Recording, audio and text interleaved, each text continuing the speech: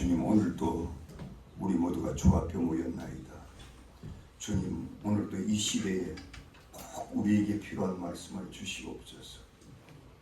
모든 성도들 마음이 열리게 하시고 생명의 빛이 들어갈 때에 아멘 하도록 할 수 있도록 역사에 주옵소서. 어둠의 세력 나사렛 예수 이름으로 틈타지 못하게 도와주시고 오직 말씀을 통해서 우리 삶의 변화가 일어나고 역사가 일어날 수 있도록 축복해 주시옵소서. 예수님의 이름으로 기도하옵나이다. 아멘.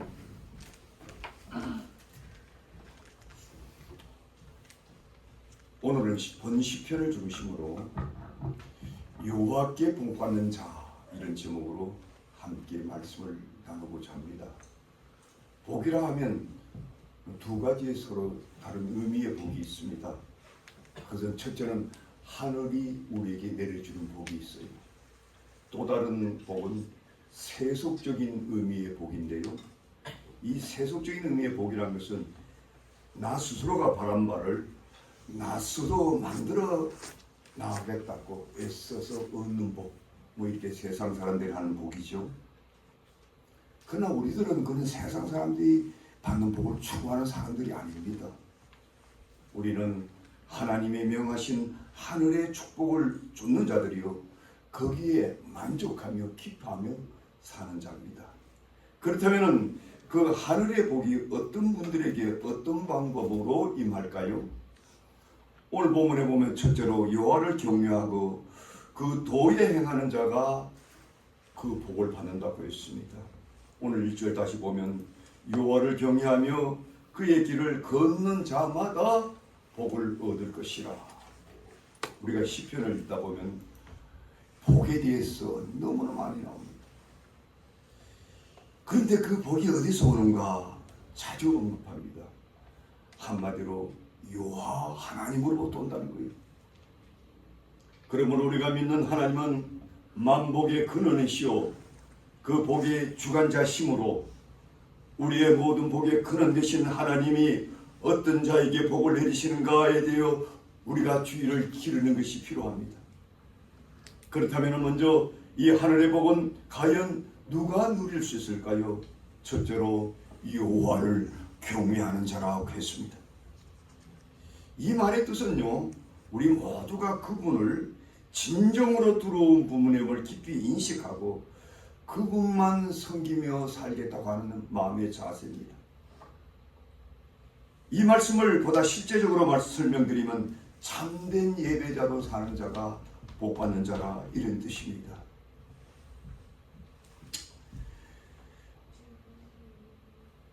그렇다면 누가 과연 참된 예배자가 됐는가? 그것은 한마디로 정말로 하나님이 우리가 섬겨드려야 될, 정말로 두렵고도 그분만이 우리의 복의 근원이요, 그분만이 우리의 복을 내려주실 분으로 믿고 그분을 경건히 날마다 섬기는 자, 즉 예배하는 자에게 그 복이 떨어진다. 믿으시면 아멘 하시기 바랍니다. 이러한 삶을 살은 대표적인 인물이 성경에 나옵니다. 그분은 바로 우리의 믿음의 조상인 아브라함이 옳습니다. 창세기 12장에 보면 하나님은 아브라함을 저 갈대우리에 부르실 때에 이런 복을 누릴 것을 선포합니다. 창세기 12장 3절에 보면 너는 본토 친척 아비 집을 떠나 내가 네게 지시할 땅으로 가라. 내가 너로 큰 민족을 이루고 네게 복을 주어 내 이름을 창대케 하리니 너는 복의 근원이 될지어다. 너를 축복하는 자에게는 내가 복을 내리고 너를 저주하는 자에게는 내가 저주하리니 땅의 모든 족속이 너를 인하여 복을 얻으리라. 놀랍지 않습니까? 그렇다면 과연 이런 복이 아브라함에게 저절로 왔을까요?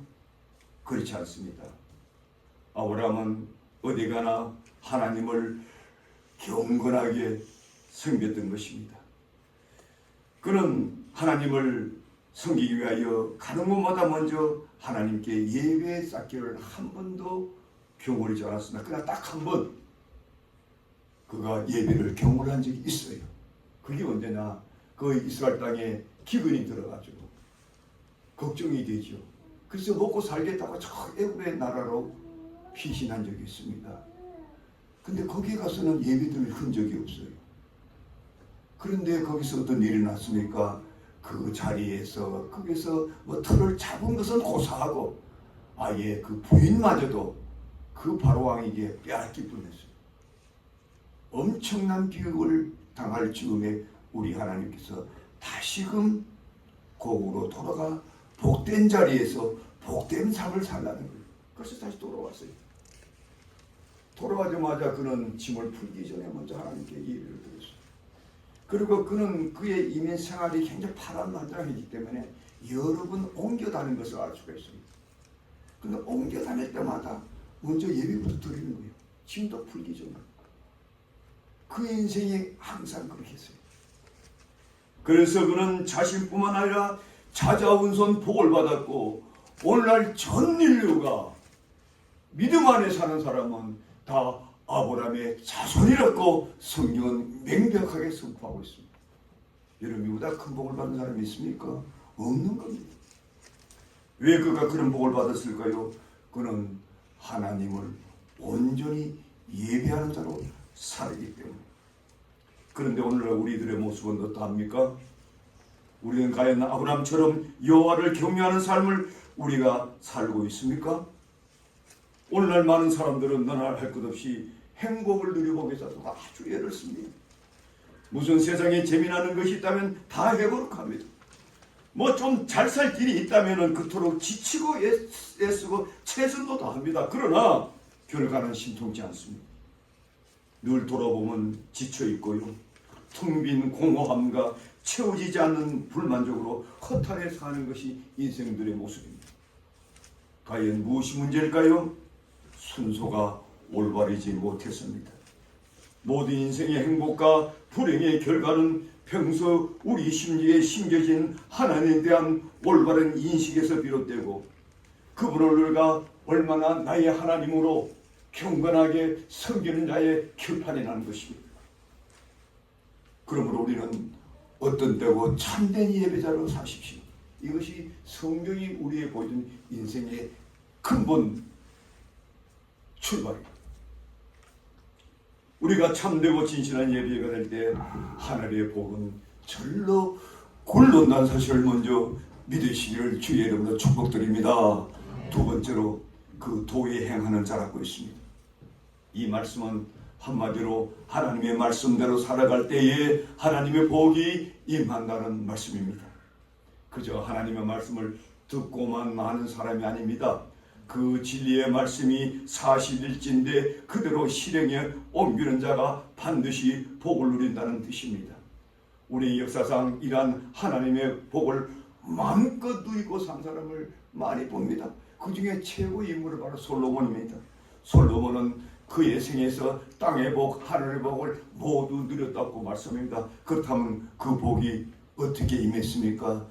그 부친이, 그 다윗이 돌아가시기 전에 마지막 유언 속에 잘 나타납니다. 그런 마지막에 그의 아들에게 열왕기상 2장에 보면 이런 유언을 합니다. 내가 이제 세상 모든 사람이 가는 길로 가게 되었노니 너는 힘써 대장부가 되고 내 하나님의 여호와 명을 지켜 그 길로 행하여 그 법률과 율례와 증거를 모세의 율법에 기록된 대로 다 지키라. 그리하면 내가 무엇을 하든지 어디를 가든지 형통할지라. 자, 얘기해 보세요. 내가 무엇을 하든지 어디를 가든지 다 형통의 축복이 어디서 온다고요? 내가 율법, 모세가 전해진 율법 교례 너희가 다 지켜라. 지키라는 거예요. 지키지 않고 살면은 그거 뭐 암만 애써도 소용없다는 거예요. 암만 애써도 다 헛수고로 끝난 거예요. 그렇습니다. 아주 단순한 원리입니다. 우리가 평소에 하나님의 말씀대로 살고 있는가, 그렇지 못한가를 먼저 살펴봐야 된다는 거예요. 이러한 놀라운 사실을 우리 주님도 어디서나 강조했지 않습니까? 가룟 누가복음 11장에 보면 한번은 예수님은 그의 제자들과 많은 사람을 불러놓고 하나님의 말씀을 힘있게 강론하고 있었어요. 그때 한 여인이 이 말씀을 듣고 은혜 받고 이렇게 외쳤습니다. 당신의 벤태와 당신을 먹인 젖이 복이 있나이다. 이렇게 외쳤어요. 그런데 우리 예수님은 엉뚱한 대답을 합니다. 무슨 대답을 했을까요? 오히려 하나님의 말씀을 듣고 지키는 자가 복이 있으리라. 오직 하나님의 말씀을 듣고 지키는 자가 복이 있으리라. 여러분, 그 예수님께서 이 땅에 왔을 때 가장 유명한 성경이 뭡니까? 산상수훈이라잖아요. 마태복음 5장에서 7절까지. 그거는 우리 믿음의 사람들이 복받는 모든 것이 그 안에 다 들어있어요. 그대로 하면 그냥 복받는 거예요. 자꾸 내 인생을 사니까 돌았으면 실패고 돌았으면 밀끄러지고 나중에 후회하고 무너지고. 근데 그렇게 3장에 걸쳐서 말씀해놓고 마지막 결론은 이겁니다. 그것이 뭐냐? 나의 이 말을 누구든지 듣고 행하는 자는 그 집을 반석 위에 지은 지혜로운 사람 같으니 비가 내리고 창수가 나고 바람이 불어 그 집에 부딪히되 무너지지 아니하고 그 주처를 반석 위에 세운 용고요. 나의 이 말을 듣고 행치 아니하는 자는 그 집을 모래 위에 지은 어리석은 자 같으니 비가 내리고 창수가 나고 바람이 불어 그 집에 부딪히며 무너져 그 무너짐이 심하니라.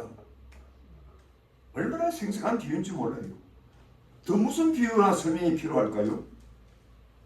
우리 인생의 생사와 복을 불려오는 모든 기초가 여기서 시작된다.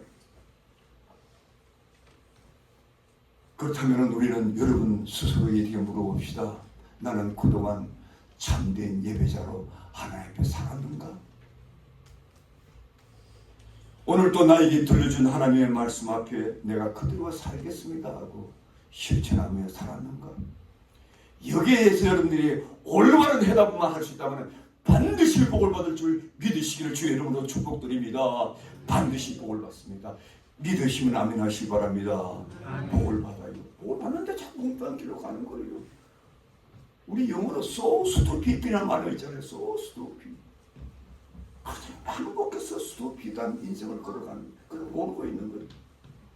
오늘 이 말씀이 여러분들의 생애를 바꾸는 계기가 되기를 주의 이름으로 축복드립니다. 아멘 하시기 바랍니다. 크게 아멘 하세요. 또 어리석은지 다르느냐? 약하게 아멘 하네.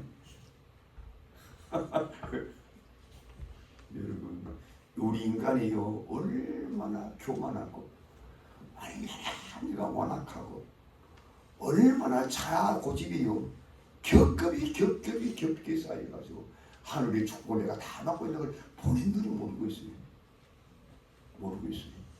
이게 가장 큰 비결이에요. 다 자기가 잘났다는 거예요. 자기가 다 똑똑하다는 거예요. 그런데 그 무서운 그 교만의 자아백이 하늘로부터 축복을 다 먹고 있다는 거예요. 다 막고 있어요. 여러분, 저 이 말씀을 듣고 한번 여러분이 조용히 자신을 한번 돌아보세요. 여러분이 어떻게 살아왔는가?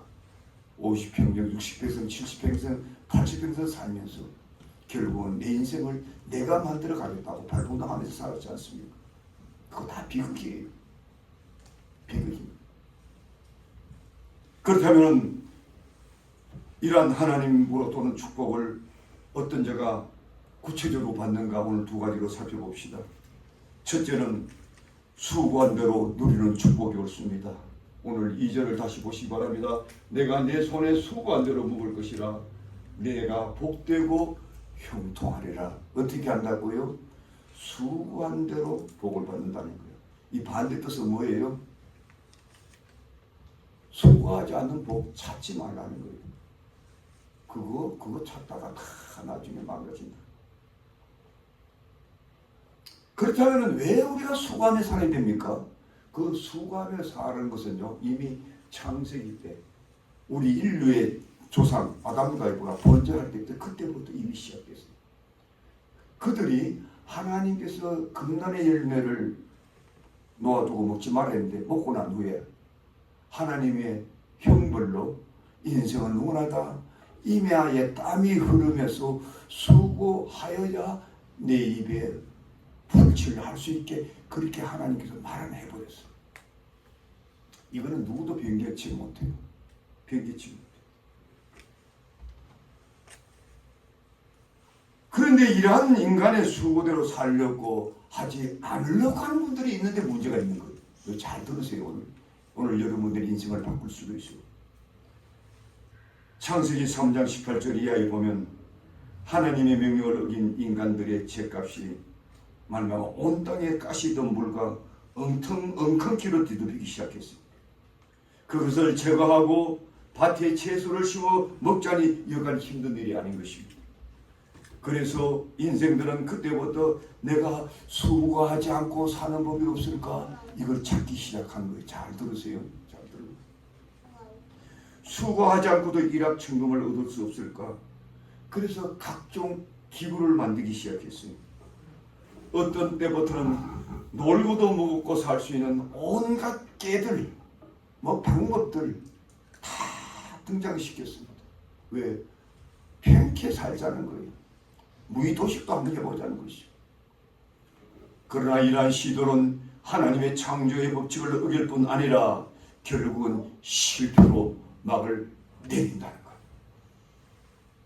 오늘날 갈수록 심각해지는 도박, 유행이나 모든 사람의 편의를 어떤 부유한 자나 국가가 마련해 주기를 원하는 심리나 온갖 기계 문명, 요사이는 온갖 AI 문명을 발달시켜 사람들의 수고를 전혀 하지 않고도 평생 행복하게 살겠다 하는 인간의 역사입니다. 여러분, 인간의 역사가 어떻게 이루어졌을까요? 제가 이 시간 제가 역사학자는 아니지만 간단히 표현하면 한 4가지 혁명이 일어났습니다.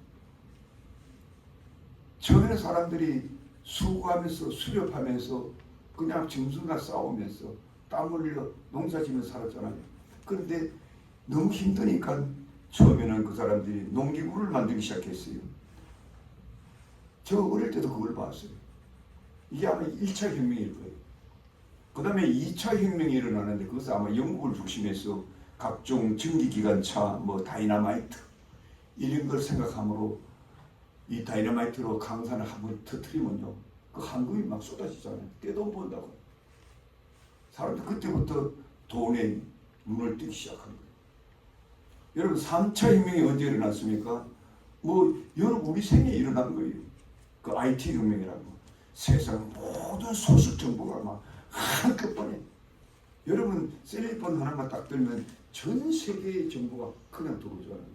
얼마나 속도가 빠르고 얼마나 우습게 인류가 진보하고. 그래서 사람들은요, 이제는 조금만 정보에 익숙하면 빠르면 내가 최고가 될 수 있다. 그래서 요새는 무슨 혁명이 일어나니까 소위 4차 혁명이라고 그러죠. AI 혁명이라고. 저도 최근에 하도 기가 막혀서 이게 도대체 어떻게 돌아가나. 일주일 동안 아무것도 안 하고 그것만 제가 본 적이 있어요. 너무 놀라워요. 기가 막혀요. 그런데 무서워요. 인간이 기계를 만들어가지고 어떻게 하면 행복하게 편하게 살다고 했는데, 그럼 이제 기계가 이제는 주인이 돼가지고 인간이 이제 기계의 노예가 되는 거예요.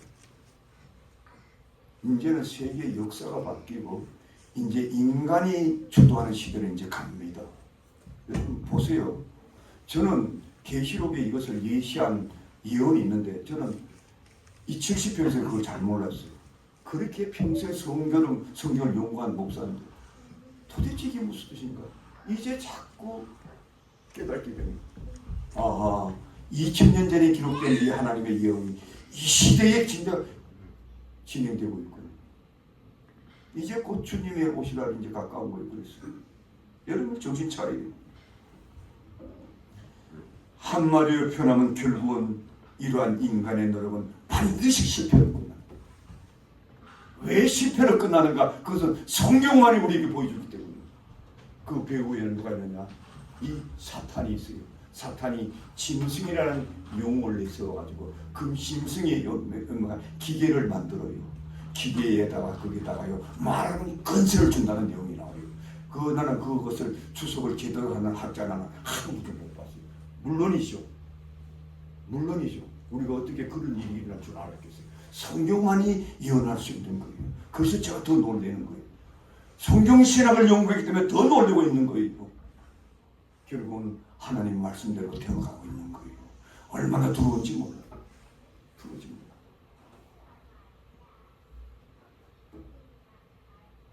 이러한 길이 인생으로 하여금 온갖 탐욕과 쾌락에는 몰두하게 만드는 도구가 되었어. 인류는 서서히 죽어가게 될 것입니다. 마치 그 따뜻하게 데펴진 물속에 개구리 한 마리가 들어앉아 있는데 자꾸 따시 오거든요. 얼마나 행복합니까? 그냥 가만히 있습니다. 그러나 어느 날 그 개구리는 그 물속에 삶아서 죽어버립니다. 자기가 왜 죽는가도 모르고 죽어버립니다. 오늘 인류가 그렇게 반드시 흘러갈 겁니다. 왜? 그 배후에 사단이, 그 짐승들이, 그 탐욕의 영들이, 그들이 극소수의 부자로 남아가지고 모든 인류를, 심지어는 앞으로 중산층도 다 무너질 겁니다. 이제 그들에게 손을 내밀고 배급 주지 않으면 먹고 살 수 없는 시대가 되어가지고 이제 그들은 어떻게 합니까? 이마의 손에 그 도장을 받지 않으면 이제 먹고 살지도 못해. 그렇게 해서 그들을 하나님을 믿지 못하게 해요. 이게 마지막 징조가 이제 일어날 겁니다. 급속도로 일어나요. 저는 이런 징조가 내 생에 일어날까, 내 후손 중에 눈알 건 저도 이렇게 생각한 지 굉장히 많거나 벌써 이것이 우리 눈에 보여지게 다가오고 있어요. 그래서 이 시대 여러분들이 말씀으로 정신 차리지 않으면 여러분 다 실패자로 남아요. 요 며칠 전에 내가 뉴스를 들었는데 그 우리 IT 기업의 산실이라고 실리콘밸리 아닙니까? 저게 우리 아들 세대, 우리 아들 밑에 세대들이요. 그 IT 기술로 어떻게 된 줄 아세요? 빌리에나 된 애들이 많이 나타나요. 그런 애들이 이 로봇들을 조작하고 IT 개발을 한 거예요. 개발해놓고는 그 IT 때문에 지금 직장이 지금 다 떨어지고 있습니다. 그 연봉 한 10억씩 받는 그 젊은이가 한 번은 인터뷰를 했는데 회사에서 그냥 레이업시킨 거예요.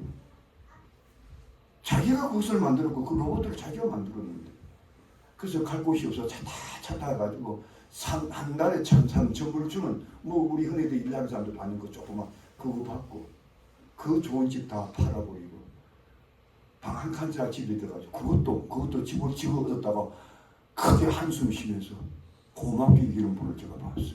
그 인터뷰에 나왔어요. 여러분 이런 시대가 지금 왔지 않습니까? 맞지 않습니까? 수고하고 먹고 살지 않기 위해서 인생이란 번역이란 그 탐욕의 영에 이끌려서 내 하나 잘 살아보겠다 하다가 인생들은 전부 다 이 인생이라 하나님께 주신 그 주인의 자리까지도 빼앗겨버리는 그 비참한 지경으로 나가고 있어요. 성경에 이런 것을 2000년 전에 예언 안 해놨다면 제가 왜 이런 설교를 여러분들 하겠어요? 그는 목사님 주장이지 여러분들이 이렇게 나를 비웃을 수도 있지 않겠습니까? 그렇잖아요. 그래서 우리 그리스도인들은 지금도 수고하며 사는 길이 복된 길임을 믿으시길 바랍니다. 그리고 지금도 수고하며 하나님을 성령으로서 복된 길이 있다는 것을 믿으셔야 됩니다. 그 대표적인 것을 저는 룻기는 룻이라고 믿습니다. 저는 과거에 신학교에서 룻기를 강의하면서 제가 너무 은혜를 받았어요. 이 시간 제가 잠깐 요약해서 설명드리면 룻이란 여자는 이방 여인입니다. 우리가 성경 역사를 보면 모압 족속인데 모압 족속은 하나님께 저주받은 족속이. 그런데 그 이스라엘 나라에 나오미라는 여인이 그 나라에 가뭄이 들어가지고 먹고 살 길이 없어서 자식들 데리고 남편과 저 모압 나라에 살지는데 거기도 살 길이 없고 힘들어가지고 남편 주고 아들 두 형제 다 주고 그 며느리만 둘이 딱 남았는데 그 중에 동생 며느리가 나오미요. 그런데 그 동생 며느리가 그 어머 시어머니가 거기 살다 보니까 거기서 어머니부터 신앙을 유산을 받은 거예요. 그래서 두 남편이 죽자 시어머니가 다 너희들은 자기 고향으로 돌아가라 했는데도 그 나오면은 그 어머니의 신앙을 본받아가지고 끝까지 어머니를 따라 나서겠다는 거예요. 어머니 하나님이 나의 하나님이 되고 죽는 거 외에는 어머니 하나님 내가 떠날 수가 없다고. 그래서 그 어머니를 따라서 그 이스라엘에 돌아온 거예요. 돌아오니까 그 어린 색시가 얼마나 살기 힘듭니까? 나이 많은 그 노부모를 모시고 살다니까 할 수 없이 그가 들판에 나가서 일을 하기 시작했습니다. 그 어린 나이에 외국 나라에 와가지고 그 시부모를 섬기겠다고. 그래서 어느 밭에서 일을 하게 됐는데 마침 거기에 그 당시에 그 부호인 보아스라는 사람, 이 보아스라는 사람은 얼마나 그 부자냐, 부자일 뿐 아니라 가문이 대단했어요. 그건 뭐냐, 아브라함의 이 다윗의 후손이었어요. 그런데 이 보아스는 이미 이 나오미의 아름다운 성격과 믿음을 이미 알고 있었어요. 왜? 보아스는 이 나오미하고 친족이기 때문에. 그래서 그게 어린 색시가 땀 흘려서 그 이삭을 주는 모습을 보고 그 일꾼들에게 그 배든 그 이삭을 다 그냥 던져버려. 그래가지고 막 잔뜩 막 머리 짊어지고 시어머니한테 옵니다. 제가 이 소설을 넣으면 다 말씀드릴 시간이 없어요. 근데 결국은 나중에요, 보아스의 아내까지 됩니다. 왜 보아스가 그를 아내를 삼았을까요? 그 수고하는 그 아름다운 모습, 부모를 공양하는 그 효도, 그 이방 여인이 하나님을 믿겠다는 절개를 지키기 위해서 목숨 걸고 시어머니 따라온 그걸 보고 아내를 삼은 거예요. 그래서 그 나오면은요, 저주받은 이방 여인에서 일락, 다윗과 그 아브라함의 후손이 됐을 뿐 아니라 그 다음에 그 후손으로 누가 태어났습니까? 바로 예수 그리스도가 태어났잖아요. 다시 말씀드리면 인류의 역사의 운명을 쥐고 있었던 예수 그리스도의 조상의 반열에까지 들어간 거예요. 놀랍지 않습니까? 하나님은 이렇게 우리 인간의 운명을 좌우하고 바꿔나가는 거예요. 우리는 그런 복을 받고 살아야 되지. 여러분들 이 시대에 어떤 복을 받겠다고 여러분들 빠둥 뭐 애를 씁니까?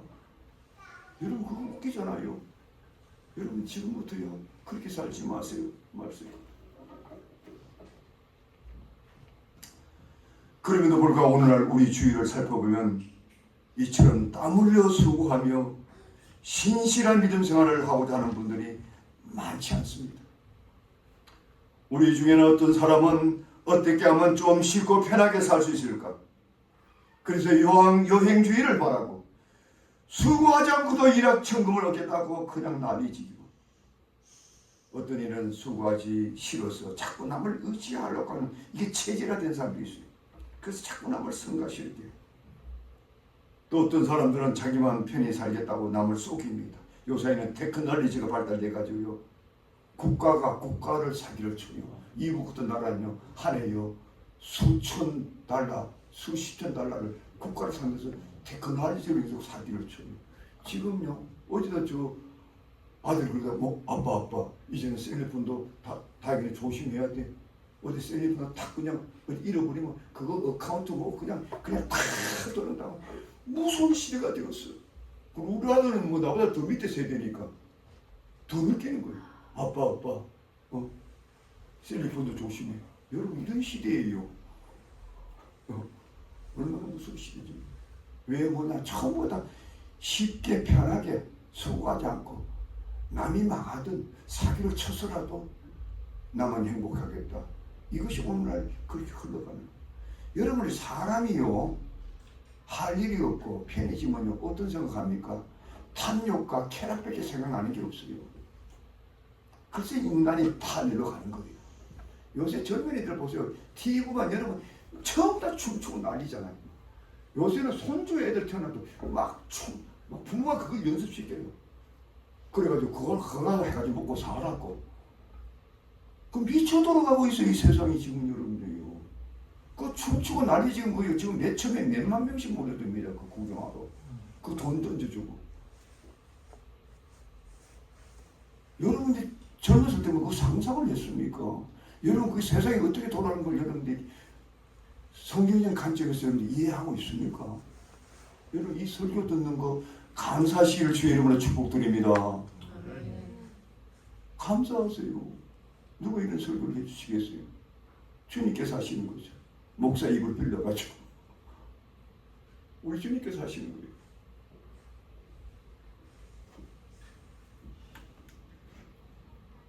그래서 사도 바울은 게으른 인생들을 향해서 누구든지 일하기 싫으면 먹지도 말라고.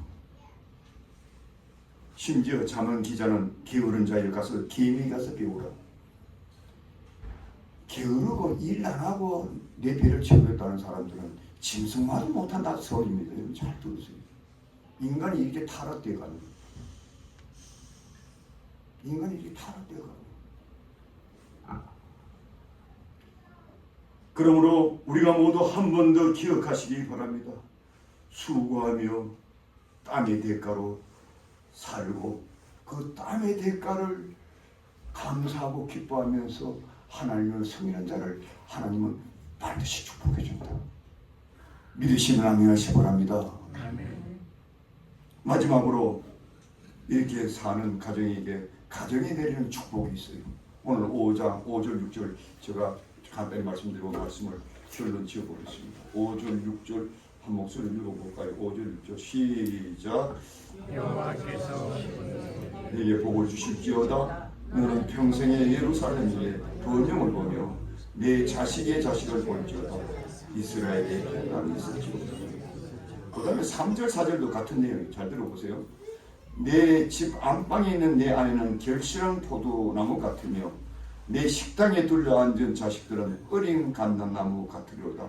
여호와를 경외하는 자는 이같이 복을 얻으리라. 이같이 복을 얻으리라. 어디서 얻는다고요? 가정에서. 잘 들으세요. 여러분 인생을 바꿀 수 있는 가장 중요한 얘기를 해드리겠습니다. 가정에서 복을 못 받으면 결코 복이 못 온다. 이것도 여러분들 배우시고. 오늘 이 본문 말씀은 여호와를 경외하는 가정의 그 아름다움, 그 조화로움, 그 번성함을 아주 시적으로 표현하는 내용이에요. 그런데 이런 놀라운 비결은 우리 한국의 고대로부터 고사에도 나와요. 여러분 이 고사를 들어본 적이 있죠? 가하만사성. 가하만사성. 우리 아마 50대 이상 세대들은 그거 다 이해할 겁니다. 가정이 화목하고 편안하면 모든 것이 형통하다. 잘 된다. 이 뜻이에요. 그렇다면 왜 가정이 이처럼 중요할까요? 우리 하나님께서 인생을 만드실 때 제일 첫 번째 세우신 제도가 가정이야. 이 가정은 어떻게 이루어집니까? 부부가 결성되면 그때부터 가정이라 그래요. 이것이 우리 인생들에게 하나님께 부여하신 최초의 최고의 축복의 장소가 되도록 하기 위해서 가정을 창설하셨어요. 그런데 인류 역사를 살펴보면 모든 인생들의 비극이 가정에서 출발되는 걸 보게 돼요. 모든 인생의 축복이 가정에서 비롯된 걸 볼 수가 있습니다. 가령 첫 번째 지음을 받은 아담과 이브의 가정이 어떻게 됐습니까? 그 이브가 하나님의 명령을 따르지 않고 마귀한테 속아가지고 그 금난의 이름을 자기가 먼저 따먹지요. 죄를 지었단 말이에요. 그러면 자기만 지어지면 그만인데 남편까지 죄 짓게 만들어. 남편한테 그냥 먹도록. 그 남편이 그것들하고 따먹었어요. 어떻게 됐습니까? 가정의 비극이 그때부터 시작된 거예요. 인류의 모든 죄가 그 아담 안에 지은 그 한 죄로 말미암아 오고 오는 모든 인류가 예수 그리스도가 없었다면 다 지옥 백성이 되어버렸어요. 그게 어디서 시작했냐? 가정에서 시작된 거예요. 그의 두 자녀를 봅시다. 누구예요? 카인과 아벨.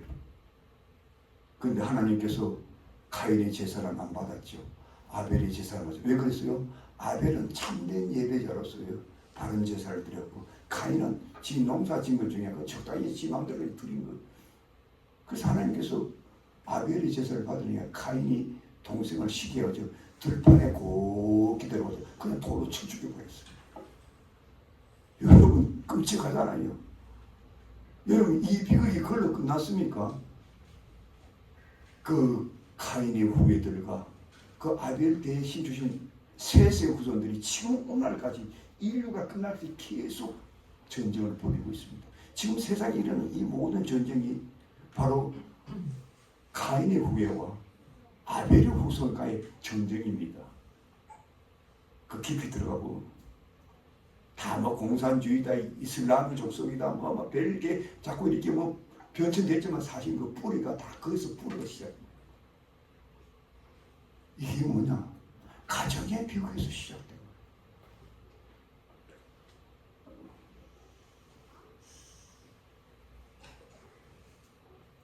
그러나 우리 하나님은 이러한 비극을 아셨고 보셨고 이것을 해결하시기 위하여 아브라함을 부르신 거예요. 아브라함을 부려서 새로운 인류를 창조하시기 위하여 다시금 그 저주스러운 인생에서 새로운 복된 가정의 길을 주시기 위하여 아브라함을 부르셨어요. 그리고 아브라함에게 주신 축복의 건서가 있어요. 그거는 자손들에게 축복하는 건설을 아브라함에게 주셨어요. 여러분 굉장히 중요합니다. 잘 들으세요. 오늘 이게 여러분의 인생을 바꿀 수도 있어요. 잘 들으세요. 가정에 왜 행복한가 못한가, 왜 내가 이렇게 힘들게 사는가, 이렇게 지금 이 내용 속에 다 드러나. 잘 들으세요. 그래서 아브라함은 어디 가나 자식들을 위해서 축복 기도를 해줬어요. 죽을 때도 이삭에게 축복을 해줬어요. 그 다음에 이삭도 어디 가나 자식을 축복해요. 특히 야곱이 형 에서의 미움을 받아 고향을 떠날 때 그를 축복해 줬어요. 마지막에 그가 죽을 때가 다가오자 그 다음에 이삭도 야곱을 불러가지고 축복 기도를 해줬어요. 이삭이 야곱이 축복 기도하고 그 다음에 그러면 야곱이 어떻게 했나? 야곱도 12아들을 마지막 어디에서 마지막 그 고센 땅에서 그 요셉이 찾아왔을 때 요셉을 축복하고 그 손주 둘마저도 축복이 됐어요. 그리고 마지막에 죽음이 임박하자 그 다음에 전 자식들 11자식을 다 모아놓고 하나둘 축복 기도하고 떠났어요. 여러분 그것이 무엇을 의미합니까? 하나님의 백성들에게 축복받는 길을 하나님께서 그 가장에게 하늘의 축복 건설을 허락해가지고 그 하나님의 그 축복의 건설 대대로 연결되도록 하나님 의도하신 가장 확실하고 가장 유용하고 반드시 교회가 실천해야 될 귀한 축복이기 때문에. 그런데 오늘날 이 축복의 길을 여러분 하고 있습니까? 가정에 그런 영적 건설을 갖고 있습니까? 다 이러지 않습니까? 남편대로 따로, 아내 따로, 자식 따로, 부모 따로. 요새는 얼마나 가정이 타락되냐면 요새 애들도 결혼도 안 하려고 그래요. 결혼해서 부부 사면 더 힘들어질까 봐. 억지로 부모 권유해서 학습이 결혼하면 또 아도 안 먹으려고 그래요. 여러분 얼마나 인류가 타락한 줄 아세요? 그게 무슨 의미하냐면요. 물론 이유가 있죠. 요새 먹고 살기 힘들다. 그러나 근본은 아버지의 축복의 건세가 무너져서 그래요. 그 아버지의 축복 건세가 무너지면 가정은 뿔뿔이 흩어지게 돼 있어요. 뿔뿔이 흩어지게 돼 있어요. 이것이 성경에 보여준 가장 놀라운 일이에요. 제가요 이와 관련해서 하나님 내가 간증을 하나 하겠습니다. 저도 뭐 자식을 키우니까 요새 자식 키우기 어렵잖아요. 자식들 요새 옛날 우리가 부모한테 말했듯이 그리 말듣는 자식들이 있습니까? 우리는 어른들 앞에 토킹백도 한 번도 못 해봤는데 밥 먹을 때 말도 못 해봤는데 자식들이 이런 말 잘 듣습니까? 뭐 주면은 듣는 척하지 안 주면 언제 받느냐고. 그런데요 제가 우리 큰아들 꼭 뭐 칭찬하고 싶은 게 아니라 제가 감동을 받은 적이 있어요. 한 번은 이 큰아들이 그것도 나한테 좀 사기를 했으면 좋은데 이락을 간다는 거예요. 그때 전쟁 한창 벌었을 때 깜짝 놀랐어요. 이거 어떻게 이락을 이거 뭐 자기가 이제 군대에서 보낸다는 거. 그래 어떻게 합니까? 그 나한테 인사하러 왔더라고. 그래. 그래서 기도를 해줬어요 제가. 근데 얘가 어느 날 진짜 이제 떠날 날이 돼가지고 아빠 픽업해가요. 공항에. 공항에 픽업해 갔어요. 부모 심정이니까 전쟁터에 보니까 저 마음이 애절하죠. 속으로 기도하죠 제가. 그래서 잘 가라고 악수 탁 하고 그러고 보냈어요. 그 나는 이제 다시 차를 타고 이제 돌아오려고 하는데 제가 떠나고 다시 쑥 나와. 깜짝 놀라서 아빠 그래서 직접 나와. 그래서 내가 야구 왜 이러고 그래서 나가니까 아빠 나 네 머리 아빠 손을 놓고 안수기도 해주시면 안 되겠어요 이러는 거예요. 제가 깜짝 놀랐어요. 저는 목사들이요 목사라고 목사들 신앙생활 잘한 줄 아세요? 아니. 그래서 확 놀래가지고 제가 어이구 그럼 그렇지. 그래가지고 여기 꿇어 앉더라고요. 그래서 제가 머리를 딱 그냥 간절히 축복기도 해주세요. 하나님 무사히 잘 돌아오게 해주세요. 당신이 택한 아들 아닙니까? 그래 보냈어요. 그런데요 나중에 1년 후에 돌아왔는데요 포격 소리 그저 한두 번 들어봤지 전쟁 안 하고 편안하게 돌아왔다는 거예요. 그리고 지금 야는 평생 동안 국가에서 주는 그 전쟁에 참여했다는 걸로 평생 먹고 살아요. 저는 그때요 제가 감동을 받았다니까요. 뭐냐? 야가 하나님께 주신 그 아버지의 축복권을 인정하고 있구나. 그 지가 복을 받는 거예요. 저 깜짝 놀랐어요. 여러분 요새 가정에 그런 복을 누리도록 여러분 자녀들이 그렇게 준비되어 있습니까? 여러분들의 아내 되신 여러분들이 남편이 자식의 그런 영적 건설을 향하도록 아내부터 남편을 그렇게 깊이 존경하고 있습니까? 요새는 여성 상위 시대래 가지고 남자들이 막 겁을 집어먹어가지고 남자가 조금 돈만 좀 못 벌어오면 막 무시하고 쫓겨나고 뭐 나중에 이혼도 당하고 세상이 그런 세상이 돼서 이 무서운 세상이 된 거예요.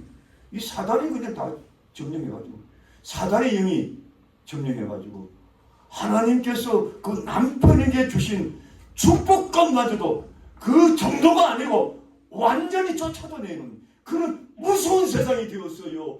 여러분들은 그렇게 살지 마시라고 합니다. 그렇게 살지 마세요. 그래 살아봐야 그 가정 다 망하는 거예요. 자식들이 무엇을 보고 본받고 그 부모를 섬기겠어요? 그들이 무엇을 보고 하나님을 섬기겠어요? 그들이 무엇을 받고 복을 누리겠어요? 택도 없어요. 택도 없어요. 성경에서 저에게 그 보여주신 거예요.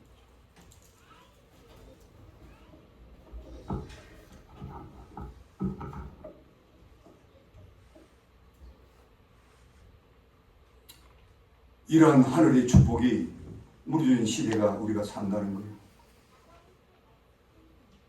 그러므로 이 시대에 정말 필요한 것은 가족 행복, 가정 회복 운동입니다. 이 엄청나게 붕괴된 가정들이 다시금 회복되려면 하나님께서 우리 가정에 허락하신 부권이 다시 회복되어야 돼요. 하늘의 축복이 가정들을 통해서 다시 회복되어야 돼요. 이 회복이 있어야 나도 잘 되고 내 가족이 잘 됩니다. 이 회복이 있어야 교회도 잘 되고 이 세상도 잘 돼갑니다. 이 가정들이 이렇게 아름답게 회복이 되어야 비로소 국가도 잘 되어갑니다. 이런 이유들 때문에 가정을 중심으로 한 가정예배가 다시금 회복되어야 됩니다. 이 때문에 영국의 유명한 목사였던 백스터 목사는 어느 지방교회에 취임했을 때에 제일 먼저 교인들에게 말씀한 메시지가 여러분 모든 가정은 가정예배를 드리십시오 이것입니다. 여러분 가정예배를 드린다는 말은요 하나님의 축복의 역사가 그 가정예배 드리면 분명히 아버지, 어머니, 아들, 자식 있을 거 아닙니까? 아버지를 통해서 축복이 내려짐을 선포하는 거예요. 그래서 심지어는요 스폴전 목사 같은 분은요 예배가 없는 가정은 화가 미칠진저 이래까지. 여러분들이 예배에 죽는 손 이러면 좀 나를 보세요. 좀 내가 나를 쳐다봐. 우리 이자씨로 나를 쳐다봐. 나를 쳐다봐. 똑바로 해줘. 쳐다보면 똑바로 쳐다봐. 예배가 없는 가정은 따르시죠. 예배 없는 가정은 결코 복을 못 받는다. 그러면 내 아내가 예배를 뭐 예수 안 믿으면 어떻게? 그 예수 믿게 해야 돼. 가정에 예배 안 드리는 안 믿는 아내가 있으면 그 남편 나기 싫다지. 교회도 못 나가게 하고 설교도 못 듣게 하고 수다 방법을 안 가려가지고 하나님의 복을 다 막아버려. 그래서 가정은요 믿으라면 똑같이 같이 믿어야 돼. 한쪽은 믿고 한쪽 안 믿으면 그거 평생 전쟁이 일어나. 평생 전쟁이 일어나. 그거 복 못 받아. 절대로 못 받아. 그거 속지 말해.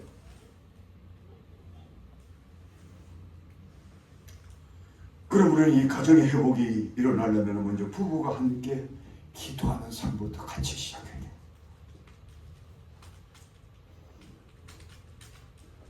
세계적인 그 화가 밀턴이요. 여러분 밀턴이 그린 그림이 있죠. 밀턴이 그림 참 아름답지 않습니까? 어느 날 아주 땀 흘리기 일을 하다가 저 멀리서 올라오는 종소리가 들립니다. 교회당 종소리. 그 종소리에 들리자마자 노을이 이르면서 두 부부가 일손을 멈추고 둘이 서서 같이 가는 기도하는 모습. 얼마나 아름다운지. 그래서 모든 사람이 그 그림을 좋아합니다. 한 가정의 가장 아름다운 모습을 그린 겁니다. 오늘날 우리의 가정이 이렇게 다시금 태어나야 하늘의 복이 임합니다. 오늘 인류가 아무리 AI를 발전시키고 모든 우리의 수고를 AI가 다 대신해도 그것은 죽임의 길이야. 쾌락과 황락과 무의도식과. 그래서 마치 그 항아리의 개구리가 따뜻한 물속에서 좋은 세상이라 하다가 자기도 모르게 점점 대표져가지고 아예 죽어버리는, 죽어도 죽는지도 모르고 죽어버리는, 이것이 오늘날 인류에게 기다리고 있는, 지금 시작되고 있는 가장 무서운 사단이 갖다 준 저주라는 것을 믿어야 돼.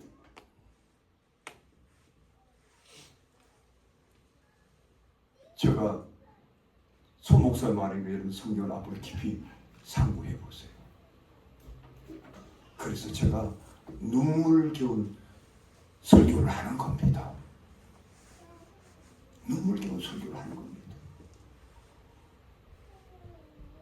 제가 이 말씀 드리면요, 어떤 사람들은요 기가 팍 죽어가지고 고개를 팍 숙이는 사람도 있어요. 목사님 정말 귀한 말씀이고요, 우리 모두가 새겨 들어야 할 말씀이지만 저는 너무 늦었어요. 이미 우리 가정은 다 무너졌어요. 이제는 모두 뿔뿔이 흩어진 지도 오래되었어요. 제가 할 수 있는 것은 아무도 없어요. 어떤 이는 이제 저는 목사님 그냥 죽지 못해서 삽니다.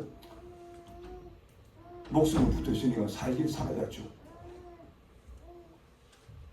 제가 그렇게 사는 사람과 지금 17년째 지금 목회하고 있습니다. 여러분 그걸 아십니까?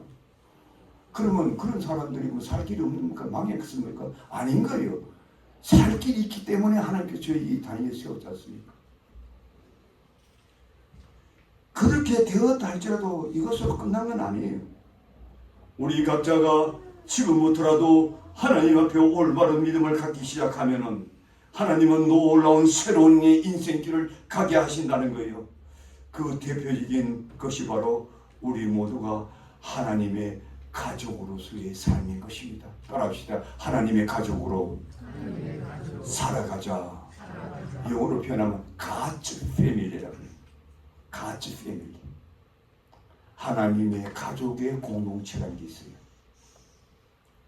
여기 오늘 메시지 한 1, 2분 끝낼 수 있는데요. 가장 중요한 점이에요. 잘 들어보세요. 우리가 하나님의 가족으로 공동체란 말은 뭐냐면은 우리 주님이 세워주신 믿음의 공동체를 말해요.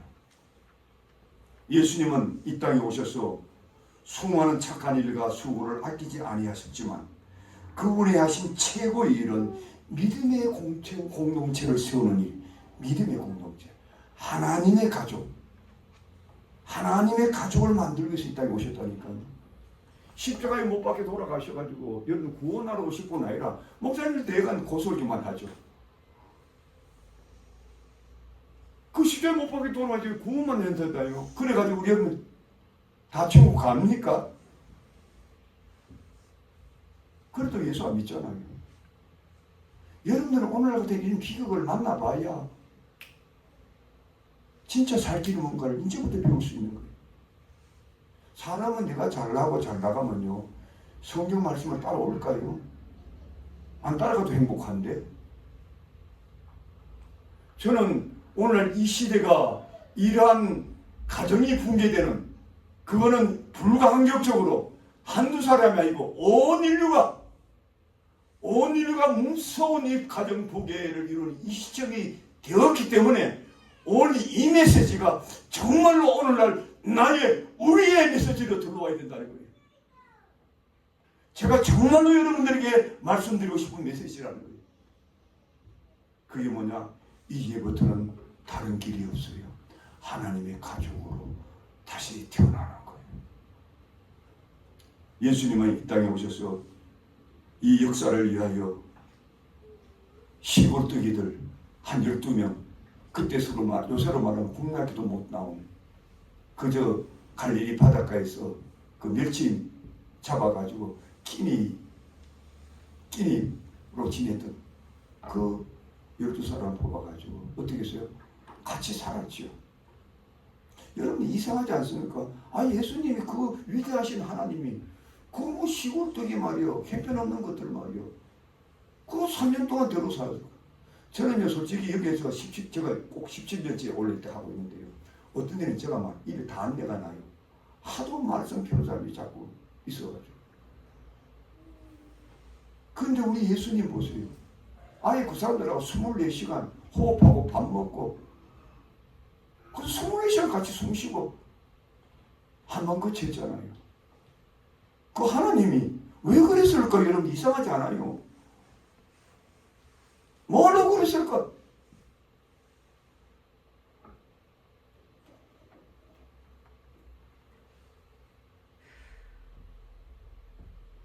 한마디로 믿음의 공동체, 하나님의 가족이 어떻게 이루어질까를 그들에게 보여주기 위해서. 그들은 과거 비록 가난했고 세상 누구도 그들을 알아주지 않았고 이름 없이 빚도 없이, 그러나 그들은 예수를 만남으로 그분의 부르심으로 하나님의 가족으로 편입되고 나니까 그들에게는 새로운 삶의 길이 열렸어요. 그 후에 그들은 3년 동안 주님과 함께 동고동락하며 세상 가족이 아닌 하나님의 가족으로 편입되어서 연단받고 훈련받은 후에 그 누구도 상상할 수 없는 위대한 인생길을 가는 거예요. 왜 이런 일이 가능했을까요? 그들은 모두 예수님을 중심으로 한 하나님의 가족이 되었기 때문에. 이러한 그들의 삶을 주님은 얼마나 중히 여기셨느냐. 마태복음 12장 46절에 보면 이런 내용이 나옵니다. 거기 보면은 예수님이 어느 날 사생활을 떠나서 제자들과 함께 수많은 사람들을 모셔놓고 말씀을 전하고 있었어요. 그런데 그 전화 중에 그 예수님을 떠나보낸 어머니가 있잖아요. 그 형제들 있잖아요. 그 요셉의 아들, 딸들이 11형제 굉장히 많았다고 해요.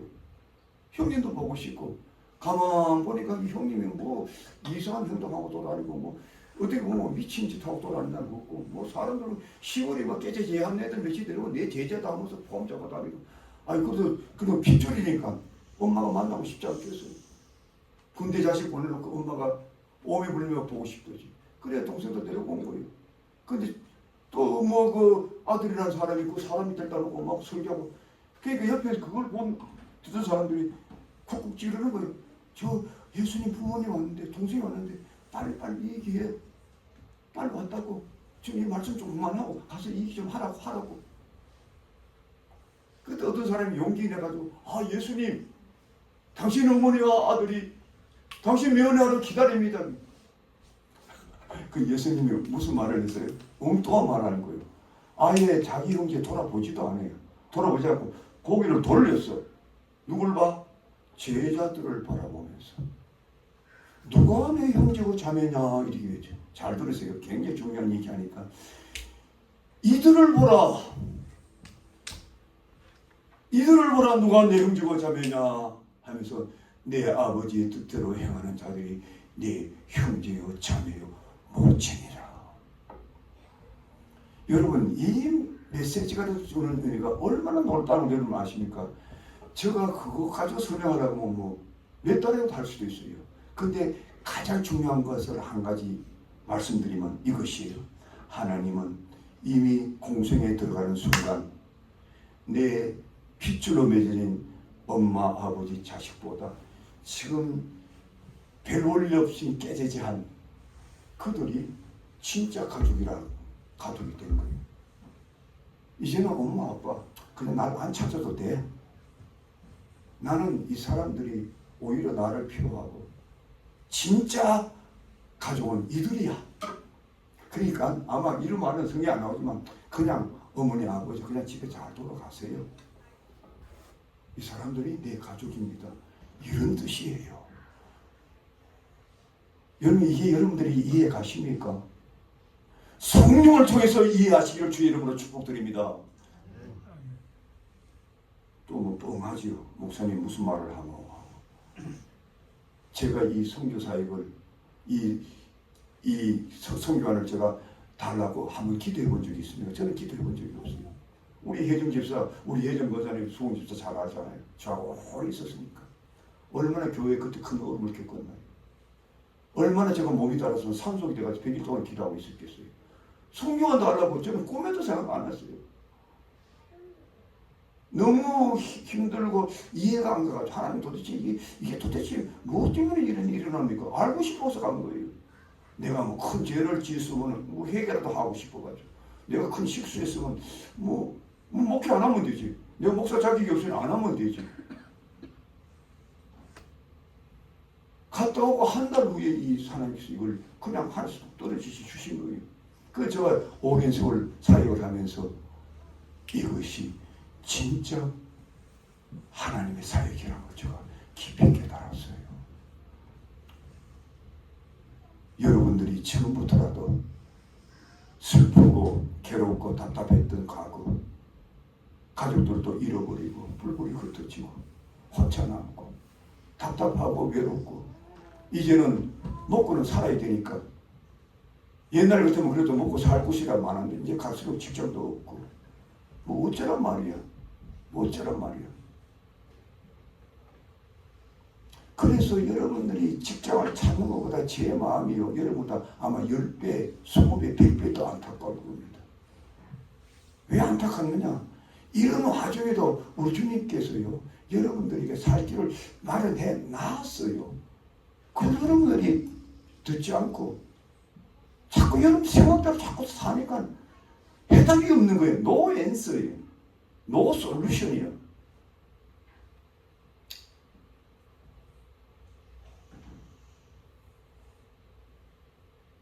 지금 여러분들이 이 자리에 저와 같이 예배드린 것이 얼마나 하나님께서 큰 축복이고 완벽한 하나님의 나라, 우리 주님께서 계획했던, 우리 주님께서 십자가에 못 박혀서 여러분들의 죄와 나의 죄를 용서해 주시고 진정한 하나님의 나라의 가족을 이끌어가기 위해서 여러분들의 그 잘못된 이 죄의 벽, 그 자아의 벽을 철저히 무너뜨리기 위해서 여러분들을 낭떠러지까지도 인도했다는 걸 여러분 알고 계십니까?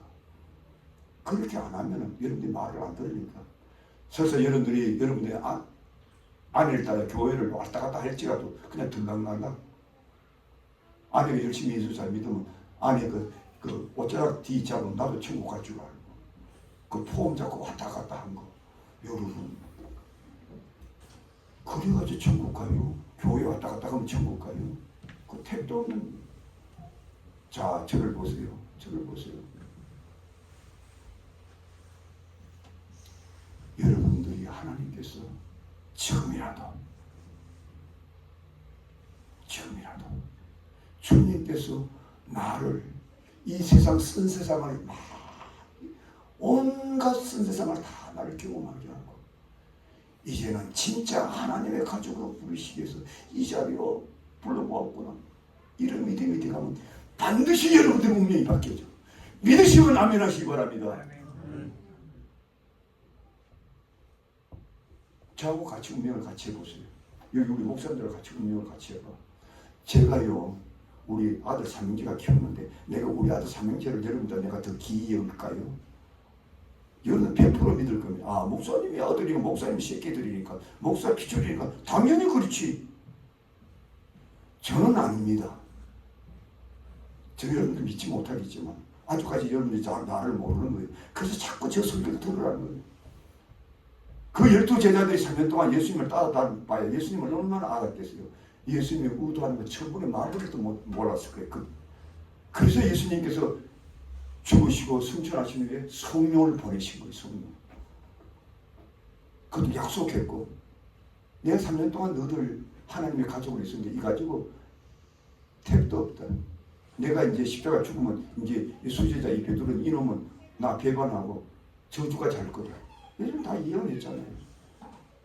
그러나 그들이 왜 오순절 승리하고 세계 역사를 바꿨나요? AD와 BC를 누가 바꿨나요? 그 어리석고 연약하고 보잘것없는 그들이 세계 역사를 바꿔서 12제자가 이건 그렇잖아요. 여러분 역사를 연구해보면 그들이 왜 가능했느냐? 그들은 성령을 통해서 하나님의 한 가족으로 편입된 거예요. 여기 좀 그래도 열심히 기도하는 분을 대표적인 누구 꼭 찍어 죄송합니다. 여기 우리 신나일 자매도 요새 새로 오셔서 계속 열심히 기도하고 우리 혜정 권사님은 진짜 뭐 처음 때부터 제가 알잖아요. 그런 몇 분 외에는요. 제가 여러분들이 보면요. 마치 여러분들이 어떻게 저한테 투영되냐면 살얼음판 있죠. 살얼음판. 그 항천기를 떨어지는 살얼음판 일이 여러분 걸어가는 모습으로 늘 저한테 투영되어 봐요. 그러니까 제가 애타죠. 제가 주일날 되면 3번, 4번, 5번 막 두드리고 그 예배를 보라고 나오라고. 왜 그랬겠어요? 오늘 같은 이 메시지를 들어야 여러분들이 이곳에 여러분들이 사는 걸 이해할 수 있으니까 그래요. 결론적으로 말씀드립니다. 시간이 너무 많이 잡기 때문에 말씀을 맺습니다. 오늘 우리 본문을 통해서 유학에 복받는 자가 누군가에 대해서 배웠습니다. 그 복받는 자는 여호와를 경외하고 그 도에 행하는 자라고 했습니다. 이것은 우리가 하나님 앞에 참된 예배자로 살고 하나님의 말씀을 신실히 지켜나갈 때 그때부터 보기 시작된다는 것입니다. 두 번째로 그렇게 살되 우리 인간에게 최초로 하나님께서 명하신 수고하며 땀 흘리며 일을 하라는 거예요. 열심히 사는 무의도식하고 그저 공짜 바라고 어디가 공짜 없나. 여러분 마귀가 자꾸 그렇게 유도합니다. 이 정치하는 인간들이 어떻게 하는 줄 압니까? 전 세계 정치가들이. 저들이 평생 그들이 정권을 잡으려고 계속 돈을 찍어냅니다. 이거는 뭐 공산국가 뭐 이슬람이 아니에요. 민주국가도 똑같아요. 그냥 계속 돈 찍어가지고 돈 가치를 그냥 종이 조금 만들어 놓고 여러분들이 하루 종일 일해도 이제 그거 가지고 밥 못 먹고 살아요. 그게 다 배우에는 마귀의 역사가 있는 거예요. 거기에 여러분들이 기대서 맨날 나 돈 주시오. 나 배급 주시오. 이렇게 살 겁니까? 안 되는 거예요. 안 되는 거예요. 우리는 어떤 경우에도 인간에게 부여한 땀 흘려 수고하면서 땀 흘려 수고하는 가운데 하나님이 무술 복을 주셨듯이 그 보아스를 만나게 했듯이 우리가 수고하고 애쓰고 하나님의 성실히 사는 동안에 우리 하나님께서 여러분들에게 큰 축복을 내요. 이게 성경의 원리예요.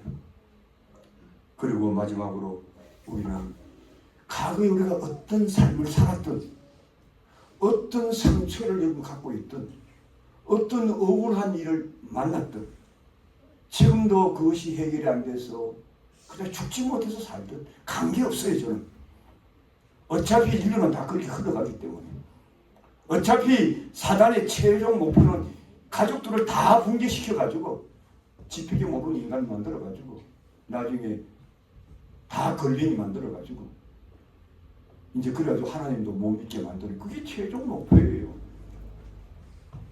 여러분 성경을 깊이 여러분 지금부터 들으세요. 그러나 성경은 분명히 말합니다. 우리 하나님의 백성 그 남은 자를 따로 보호해놓고 이제 하나님의 심판이 앞으로 일어납니다. 수많은 비극들이 일어나고 아무리 애쓰고 노력해도 돌아서면 빈손이 그런 시대가 이제 오는 거예요. 지금 봤어요 벌써. 그러므로 이렇게 저와 여러분 그리고 여러분과 여러분 관계가 정말 하나님의 가족으로서 그러면요 저를 보세요. 요것만 이해 끝낼게요. 하나님의 가족이 얼마나 귀한 줄 아세요? 저는 예를 들어서 내가 이영기 집사님을 길가에서 탁 만났다. 그 이영기 집사님 보기만 해도 나는 행복한 거예요. 왜? 내 가족이니까 내 식구니까 내 핏줄보다 더 귀하니까. 그게 성경의 원리 아닙니까? 여러분 깊이 한번 성경을 들어가 보세요. 여러분들 어떤 사람 낯선 사람이 여기 들어오고 여기 살러 들어오면 저 새끼 웬 새끼가 또 들어왔어. 저 문제 새끼니 저거 좀 두고 보자. 저 새끼 조금 수 틀리면 내가 이거 쫓아내야 되지. 여러분 그런 생각 여러분들 들어가면 그게 마귀 짓이라니까요. 우리 하나님께서 그렇게 하라고 주신 게 아니야. 우리 인생은 다 누구나 다 상처가 있어. 누구나 다 부족한 게 있어. 저도 그래 똑같아. 여러분들 별로 잘난 게 없어요. 똑같아. 그래서 하나님께서 우리에게 정말 귀한 기회를 주신 거예요. 너가 이 세상에서는 가정을 통해서 그 어떤 걸 행복을 못 찾아도 이제는 하나님의 가족으로서 진정한 행복을 찾아보라는 거예요. 여기 우리 주디가 소목서 갈 때 우리 가족이구나. 우리 목사님이 아니고 물론 목사죠.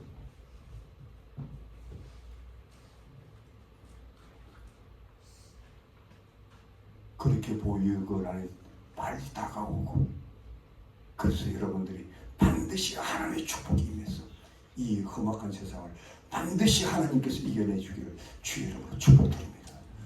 기도합시다. 아버지 하나님 감사합니다. 이 종이 오랜 목회를 하면서 주께서 이래 저도 인생의 말년인데 이런 귀한 진리를 저에게 깨우쳐 주시고 또 이렇게 이 귀한 진리를 살아가는 믿음의 식구들과 쉐어할 수 있는 것이 얼마나 놀랍고 감사한지요. 그러므로 우리 성도들이 다시 한번 영의 눈이 떴어. 이 정말로 살벌하고 이 거칠고 정말로 이제는 나밖에 남을 수 없는 그런 무서운 시대에 거기에 휩쓸려 들지 말고 참된 하나님의 우리 주님의 가족으로서 누가 내 형제고 자매냐 내 아버지 뜻대로 행하는 이들을 보라. 이들이 내 형제여 자매라는 우리 주님의 그 절실하고도 간절하고도 그 프로파운드하는 그 메시지가 오늘 우리 모든 성도들에게 가슴에 들려지고 그래서 진정한 하나님의 가족으로서 이제는 복된 삶을 살아갈 수 있도록 축복하여 주시옵소서. 예수님의 이름으로 축복드리고 기도합니다. 아멘.